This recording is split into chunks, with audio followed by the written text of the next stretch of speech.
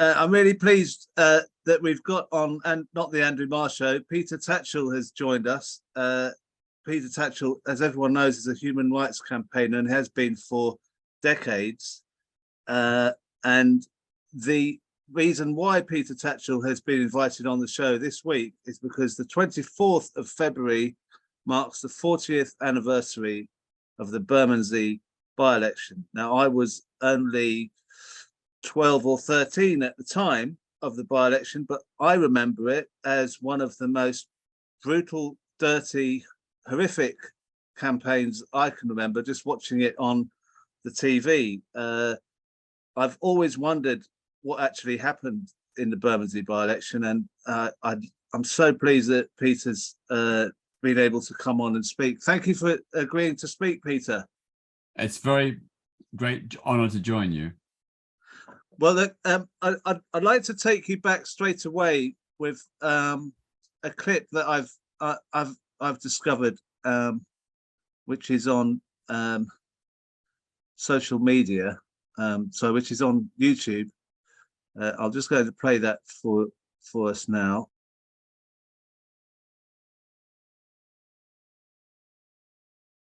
Bermondsey, hitherto one of the safest Labour seats in Britain, looked very far from that today.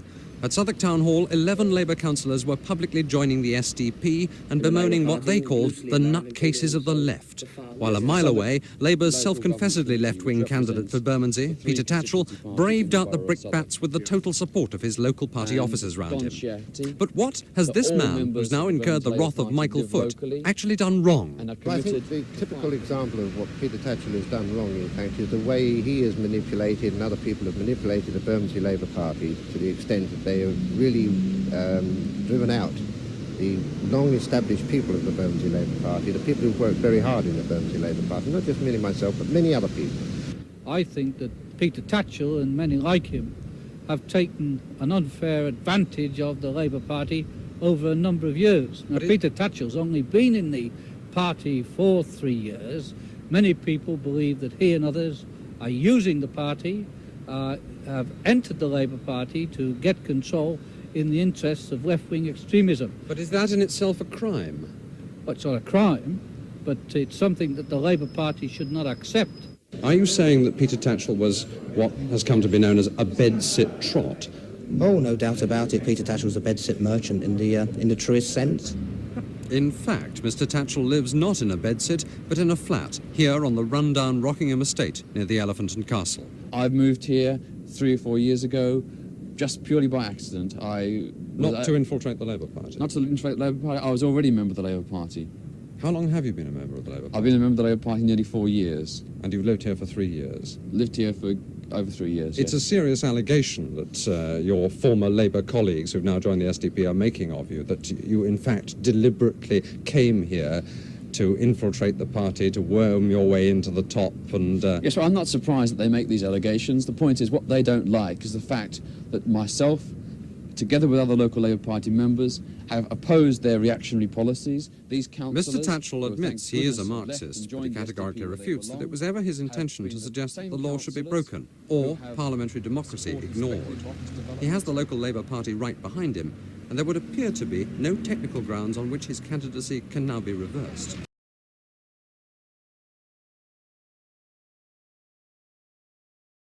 The Bermondsey Labour Party, including Mr. Tatchell, begged of me not to resign.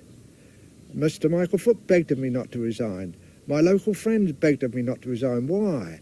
I tell you why. Because, you see, if Tatchell is a Labour Party candidate with all the media and the press onto him at a by-election, it's going to be rather different from that of a melee of a general election.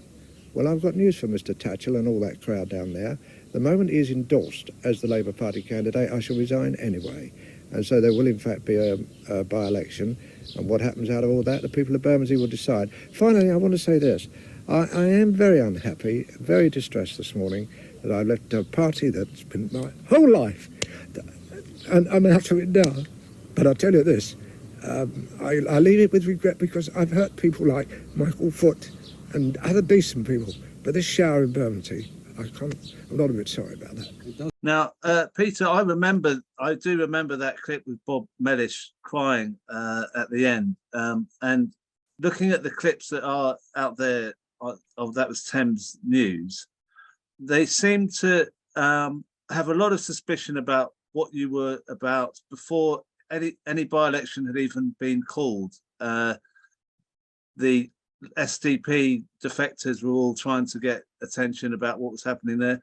What I didn't really get at that time was, what were you trying to do in Bermondsey that they were so upset about? Well, those reports are full of the kinds of lies and fabrications that characterize the whole campaign. I am not a Marxist, as was claimed in that film clip. I was democratically selected according to Labour Party rules as the Labour candidate. I did not move in to the constituency with any intention.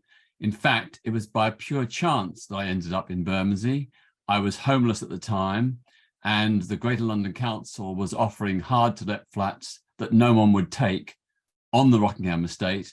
And because I was so desperate, I took this rather grotty flat, having no idea which constituency it was in at the time.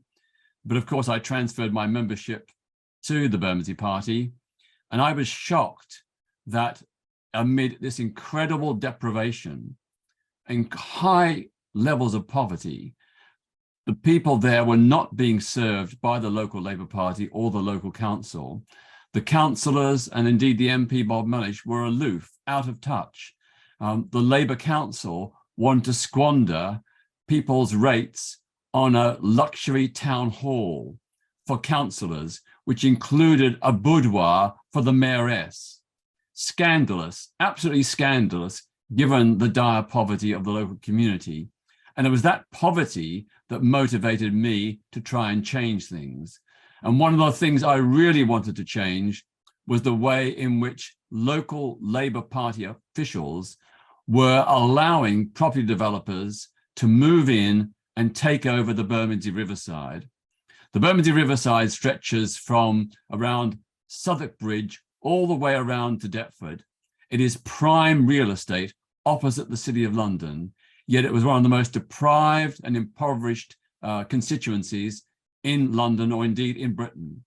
I was angry that the developers wanted to take over the area and squeeze out local people to build corporate headquarters and luxury flats for very rich people.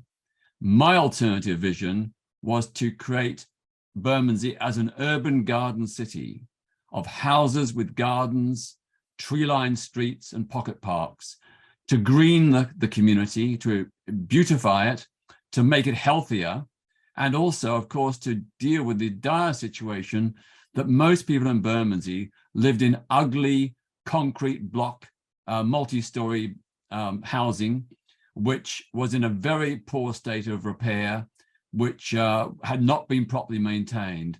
So I had a clear alternative vision together with my colleagues. We did not force anybody out. In fact, we recruited new members. We boosted the Labour Party membership in Bermondsey to over 800 within the space of about a year. And that meant that the local Labour Party began to reconnect with the local community, with tenants and residents associations, with trade unions, with community groups. And we had a huge groundswell of support. And even many people on the right of the party were happy and supported us. They were so pleased that at last something was being done to revive this party and to rebuild its fortunes and its support among the local community. Yeah, I think that's something that many people may have seen when they've got into politics, when they see something has to change, and they can't understand why the people in positions of power don't want to do anything about it. But what is it about you at that time that made you push to try to change it to the point that you became the candidate? I mean, how did you manage to find that strength because those people like Bob Mellish and the other people we saw in that clip, they're quite intimidating when you come across them, because they come out with the rule book, or they've got jargon you don't understand, or they try and make you look small. How did you actually have the conviction to go ahead and make a point on this? Well, it's true the critics resorted to smears, downright lies, and tried to rubbish me personally, and indeed rubbish all of us in the local party who'd brought about these very positive changes. We were doing what every Labour Party member is supposed to do, to recruit new members and to go out there and campaign on the doorsteps and in local shopping centres. We did that. It hadn't been done for decades in Bermondsey. Bob Mellish and the local Southwark Council leadership, they took the voters for granted. They used to joke, if we put up a dog, people would, with the Labour banner, people would vote for it. I mean, that was just so insulting and patronising towards local people. So we just simply wanted to do something. You know, I saw that dire poverty. You know, Bermondsey had been heavily bombed in the war, and there were parts of Bermondsey that were still derelict from the war, where they could have been turned into new housing, local new schools, new housing for local people. I just thought, it's obvious what needs to be done, and I want to help others do it. So I never set out to be a member of parliament. That was never my intention. I was working with homeless people at the time. That was my job, housing advice worker for homeless people. I had no interest or intention or aspiration to be a member of parliament. It's only because I played a role with others in helping to revive the local party and do things positive to the local community, like turning those bomb sites into neighborhood parks. Local people said, look, you know the area, you've done all this work. We'd rather have you than some, ex-Labour MP represent us in Parliament. So I was very reluctant, and initially I refused, but the pressure came so strongly, and it came from very long-standing working class party members. They were the ones who pushed me to stand. They were particularly impressed that I'd read up the local history, and I knew the constituency back to front. And I was very aware of Bermondsey's very proud long Labour history in the 1920s and 30s, when it pioneered what we would now call municipal socialism. It built cottage houses with gardens for working class people, one of the first municipalities in Britain to do so. Long before the National Health Service, Bermondsey had its own health service, which was the model for the National Health Service. So, I took my inspiration from those stalwarts from the past in Bermondsey. So it comes across that you were very fiery and passionate and full of energy and spirit, and you had the best intentions in the world to make a difference to this community that you saw was being destroyed, not only by the bombing and all that stuff that had happened between the 30s and now, but also these councillors who did nothing to look after the residents. So can I just add that when I would transfer my membership to Bermondsey, the party was, there was not a single black member that I was aware of, yet there was a very sizable Afro-Caribbean and Asian population in the constituency.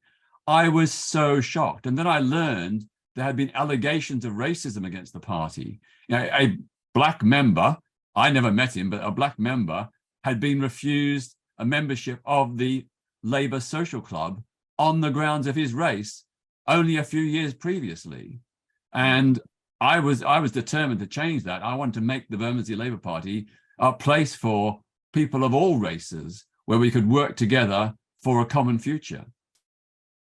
Oh yeah, I mean that's another issue that we could talk about as well.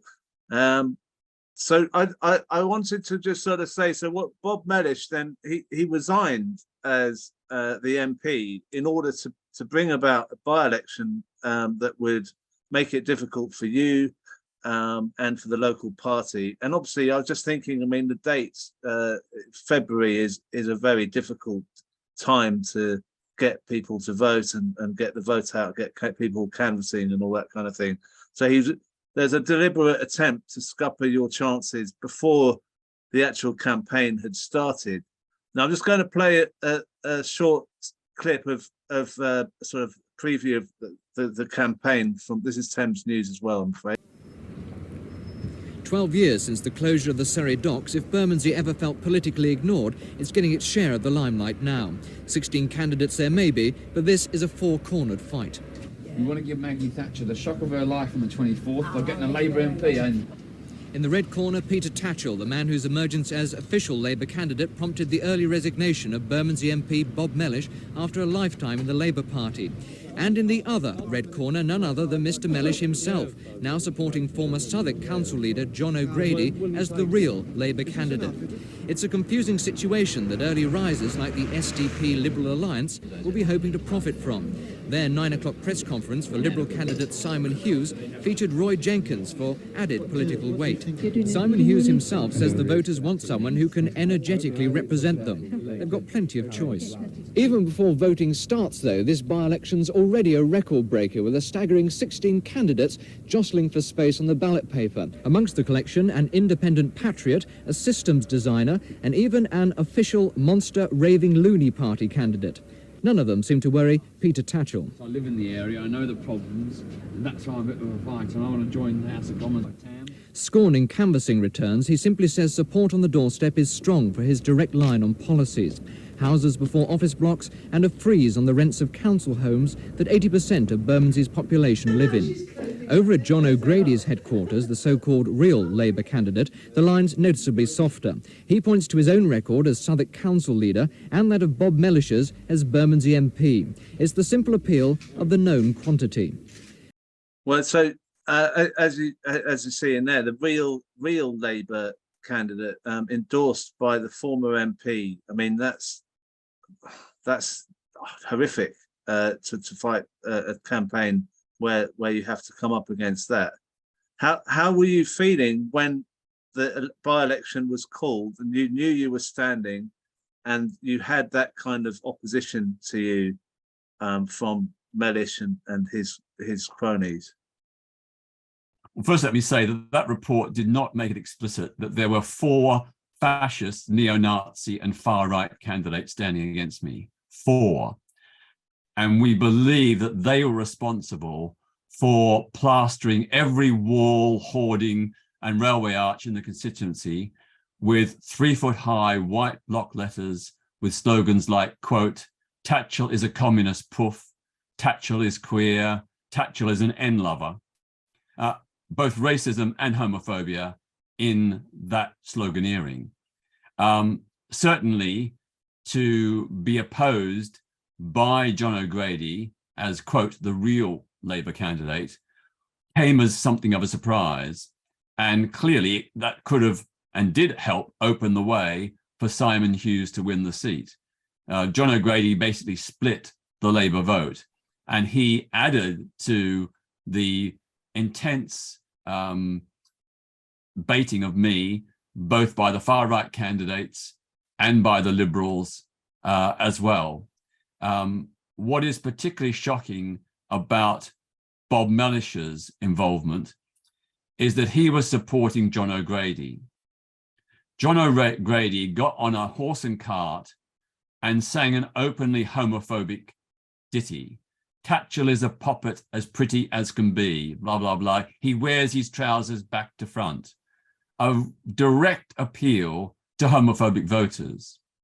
Moreover, Bob Mellish actually allowed supporters to chant the following slogan. Tatchell is an Aussie, Tatchell is a poof. Let's all go down to Rockingham and throw him off the roof. That was colluded with by the sitting or the just resigned Labour MP Bob Mellish. And I'm not just saying that. Even the ex-Labour MP Stephen Pound, who was canvassing for me in the constituency, he heard it, and he heard it being said in Bob Mellish's presence without Bob Mellish batting an eyelid or condemning it in any way. So that was the kind of campaign we had. And as a result, in the 16 months between my selection in November 1981 and the by-election in late February 1983, in that 16-month period, I was subjected to over 100 violent assaults, mostly while out canvassing on the doorstep. I was attacked with fists, I was kicked, punched, I was attacked with baseball bats and sticks. I had dogs set on me. People spat in my face. And it had all been because the intensely xenophobic and homophobic campaign whipped up by both rival candidates and by the tabloid press.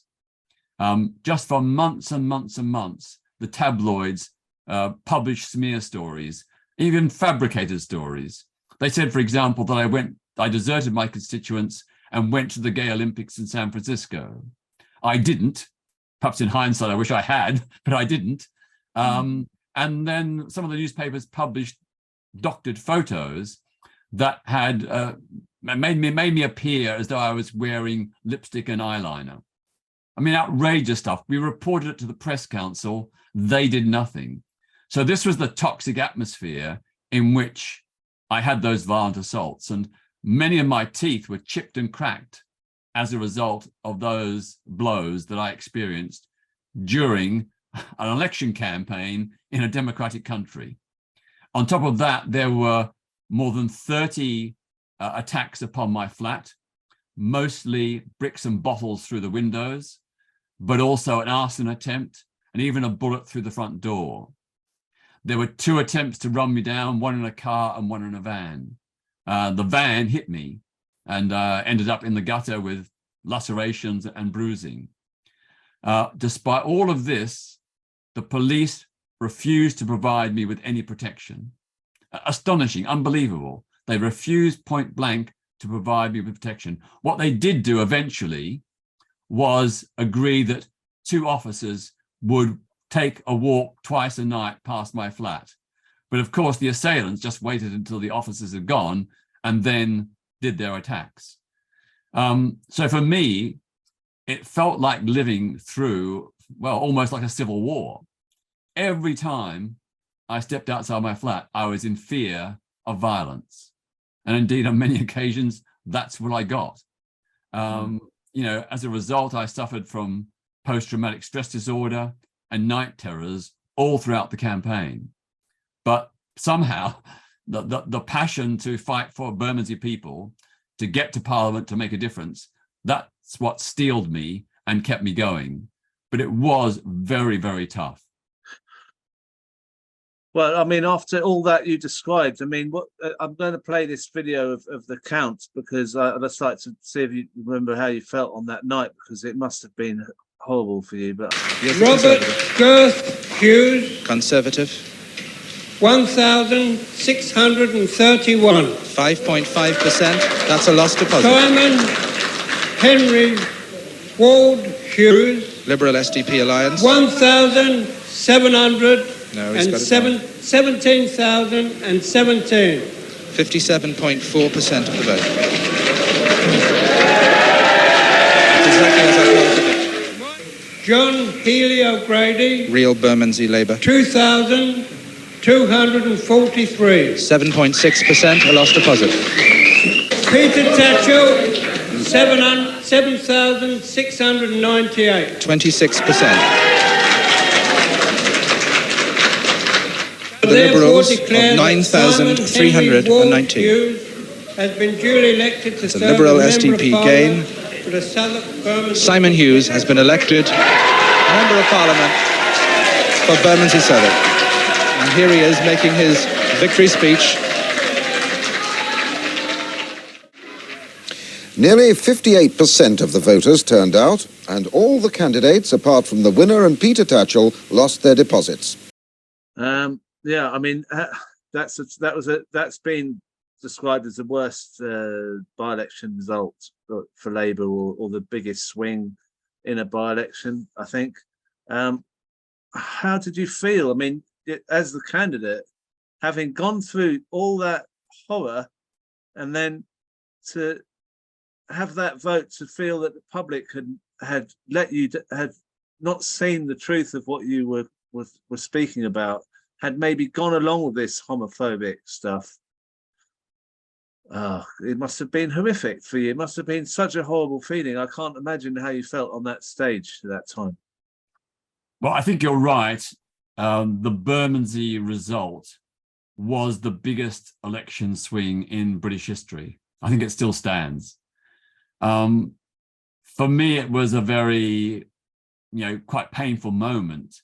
Even at the beginning of the campaign, after more than a year of tirades by the tabloid press and by political critics, at the beginning of the campaign, according to the Daily Mail poll, still 47% of Bermondsey electors were going to vote for me. The nearest rival candidates, John O'Grady and Simon Hughes, for the Liberals, had about 20%. So I was more than double their support and looked to be certain to be elected. But within the 3 weeks or so of the campaign, the torrent of media vilification and smears and false stories just escalated out of control. Rival candidates that I was going to turn Bermondsey into a communist state, and people would have to, submit to the authority of a special committee that we were setting up in Bermondsey, like Soviets or something. I mean, absurd, ridiculous stuff. But people got afraid, and people didn't have an alternative. My actual policies were almost unreported in the whole 16-month period from my selection as the Labour candidate to the election day, almost unreported. Having said that, going back to the count, I had seen it coming. In the last couple of days, it was very clear the race was narrowing and that I might only just scrape in. On the actual day, the final day of the vote, the projections were looking even worse. And as the votes piled up in the counting room, you could see that, Simon Hughes was going to win. So I sort of steeled myself for that result. So it didn't come as a huge surprise when it was announced. But I did feel sad because I felt that I had let down the people of Bermondsey and the local party. Having said that, of course, I did try my best, and I was battling against, well, pretty much insurmountable odds. But even so, I felt guilty and bad that, people had put their trust and faith in me and that I hadn't delivered. So I think if I recall, my main election concession speech finished with the words, "Don't mourn, organize to win the coming general election." So that was my battle cry to Labour Party members and supporters. But yeah, I felt really sorry that I hadn't succeeded. Not so much for my own sake, because I'd never really had this great burning ambition to be an MP, but I felt sorry for those who had stuck by me through thick and thin. And I mean, I can't help thinking that, what's become, what you've built since that by-election. I mean, the homophobia that you experienced there, how much of an impact did that have on you to think about what you were going to do after the by-election? I mean, was that really central to your thinking? Well, I had been involved in LGBT plus campaigning before the by-election and before I even joined the Labour Party. But I was, a general, universal social justice and equality campaigner. So I was supporting trade union rights, championing the rights of poor communities all across Britain, supporting the rights of women and black people to get a fairer, better deal. But the Bermondsey by-election brought home to me and a lot of others the scale of homophobia in our society. Bermondsey perhaps was exceptional, but it did reflect a wider homophobic malaise that still existed in those days across large parts of Britain. So that made me resolve to put more energy into LGBT plus rights campaigning. I wanted to take what had happened to me in Bermondsey and turn it around and use the public profile that I had in order to promote LGBT plus rights. The other thing I'd say is that despite my defeat, one thing that the Bermondsey by-election did was put LGBT plus rights on the mainstream political agenda in a way that had never, ever happened before. You know, as I said, I cannot recall any candidate before, and not that many since, who've made a very clear, comprehensive commitment to remove all discrimination. So it really did help make LGBT plus rights not a sudden, exceptional, odd thing, but it almost helped mainstream it, really. The other thing that happened, of course, was after the by-election, once I'd been defeated, there was a wave of revulsion by many journalists and members of the public about the way I'd been treated. You know, they felt guilty and ashamed, a lot of them. So that meant that when subsequent gay candidates or politicians came out, they got a much easier ride. So, for example, the year after the Bermondsey by-election in 1984, the newly elected Labour MP for Islington South, Chris Smith, came out, and he got no public backlash, no media attacks at all. And I'm told that's partly because a lot of the journalists and rival parties were so ashamed, so guilty about what was done to me, they wouldn't dare do something like that to Chris Smith. And so it's been the same for other LGBT plus candidates who've stood or come out or been elected since. I think I helped pave the way for them to get an easier time. And I'm really glad that maybe I didn't benefit, but they have. Yeah. I mean, you saw the power of the media as well within the Bermondsey by-election. So that's the scale of how people get ideas, that like homophobic ideas. I mean, you could see it and you lived it. You could see how it comes about and what happens when people hear this stuff. So it's so powerful that you knew that you had to really campaign in a really thorough way to change that. And it's an incredible achievement that you've I mean, I've got a trailer of a film that's out about you called Hating Peter Tatchell, which is a bit an interesting title for a film. But I'll tell you how that came about. When the director, it's not my film, it was made independently by a director, Christopher Amos. When he was making it, he was stunned by the scale of vitriol and hatred directed against me. He looked at all the newspaper clippings, he looked at lots of the videos of the Bermondsey by-election and elsewhere, and was just stunned by the level of hate. That's how the title came about, and thankfully Netflix have put it out on, it's streaming now on Netflix. But yeah. Well, I'll just play it. I'll play the trailer so people can see some of it here.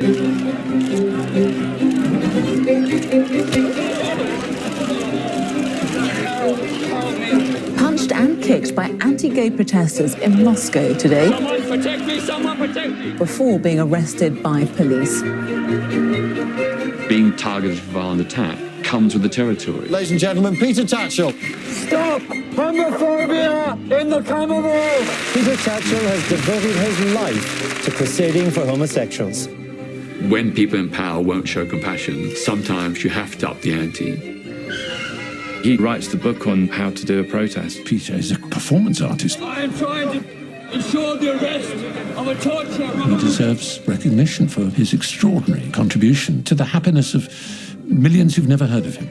The whole gay community owes you because of your bravery and your courage. Gay activist Peter Tatchell refused to move on. Please. No, we are not moving away. Does Peter have an ego? Yes, you need an ego to perform. Can you shut up now, please? I'm not going to shut up. This is not a free and open debate. This is the most disliked man in Britain. From the early days, I thought Peter was a brave motherfucker. Let me be frank, I don't think Peter was always helping. If you let me finish, let me finish. The church for 2,000 years have been saying we're sick and sinful and immoral and we're going to burn in hell. The Archbishop of Canterbury was interrupted today by a gay rights protest. Dr. Carey opposes lesbian and gay human rights. He's a bullying kind of chap trying to get his own way. Real men don't get insecure about gay men. Real men can cope with being scared by a few gay men. Hey, Peter Tatchell, I'll see you again, you pussy. What keeps me going is the knowledge that the homophobes who are against me want me to give up. Just like the suffragettes or the black civil rights movement in America, we have to get a bit angry and confrontational. We've tried to play by the rules. It hasn't worked. Now we're going to break the rules.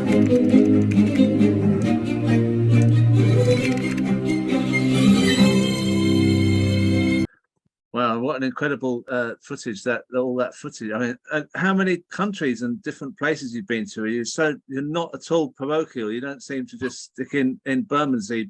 You've gone away from Bermondsey now. What I'm interested in a bit is the fact that you experienced this all this violence against you in for example, Bermondsey, and the PTSD that you experienced there. How do you think you've been able to come through that and not be fearful and not be worried about your safety and to be almost looking for trouble in a sense? Well, I don't go looking for trouble. I'd well, much rather... but you know that you might get it. You might well get it. Exactly. I'd much rather sit down with a police chief or a government minister over a cup of tea and work out a solution. But when they won't meet anybody, when they won't listen to reason or compassion, as that footage said, sometimes you've got to up the ante. You've got to protest. You've got to show them that you're not going to be pushed around, that you're not going to sit back and take it. I'd say that Bermondsey steeled me. It was my baptism of fire. Looking back, sometimes I think, I don't know how I got through it, but somehow I did, and it made me stronger. It made me more determined. And it's given me the willingness to take on often quite obnoxious, even threatening people. But I've always said, you know, I do my bit and so do millions of others. The way we make change is us together. It's we collectively who make the change. And yeah, I've been involved in over 3,000 protests over the last 56 years. Wow. I've been arrested just over 100 times. I've certainly, well, in total, I've now had over 300 violent assaults. And yeah, I've got a bit of cognitive and eye damage as a result. But, you know, I live with it. And I think to myself, it's nothing compared to what's happening to women in Iran who protest and are being beaten, tortured, and even raped. You know, I haven't had any of that. You know, I count myself lucky, and I salute the heroes in, you know, Iran, Saudi Arabia, Uganda, Nigeria, Russia, Ukraine. These people, to me, they are the real heroes. And what I'm doing is pretty insignificant, really. Now, just to finish about back to Bermondsey in a way, you're kind of describing a politics of Bob Mellish and the closed party where there's no room for more members here, and we've got it all tied up. Do you think politics has improved at all in terms of being democratic and open to people like you were in Bermondsey, fighting for your community and for the good of mankind, in a sense? I mean, there seem to be these politicians who block all the way. Do you think it's got any better than then, or is it just as bad? In fact, it's got worse. Labour under Keir Starmer is introducing the kinds of policies that were used to block my candidature.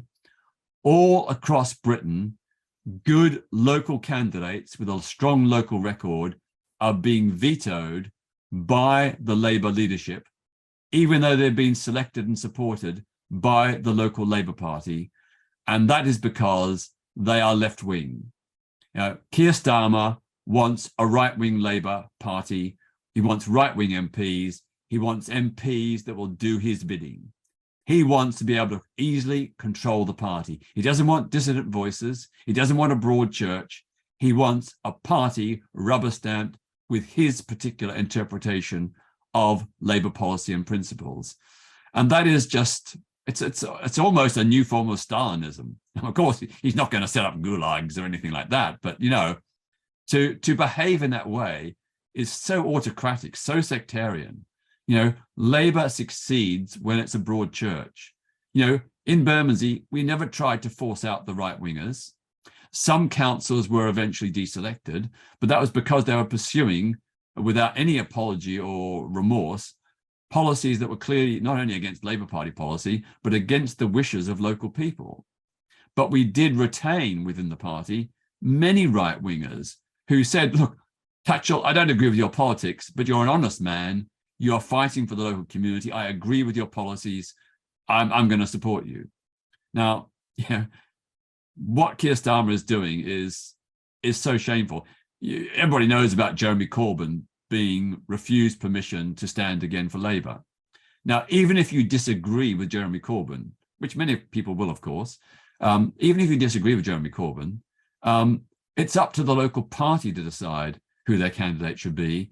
It's not for the party leadership to impose a candidate and to blacklist those they don't like. That is not what democracy is about. And how can people have trust in Labour's commitment to democracy if it doesn't even practice democracy within its own ranks? I have some criticism of Jeremy Corbyn, but I definitely think he should be allowed to stand. If the local party want him, he should be allowed to stand. And I would support, he's been an MP for 40 years. And I've got to say this, I'll say it right now.